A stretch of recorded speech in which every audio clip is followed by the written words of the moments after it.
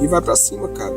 O mundo, ele é muito grande, mano, pra gente ficar travado, né, numa bolha onde a gente só ouve pessoas próximas dizendo que a gente não é capaz, que a gente não pode fazer aquilo, que a gente não pode fazer isso, sendo que a gente pode.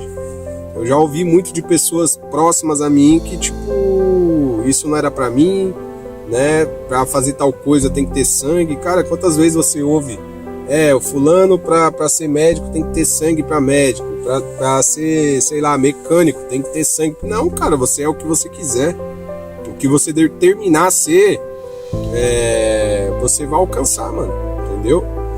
Então, bora pra cima nesse ano de 2026 aí.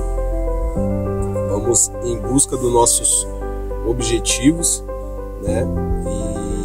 E quem sabe aí no final de 2026 eu tenho certeza que a gente vai estar com um papo aqui de conquista.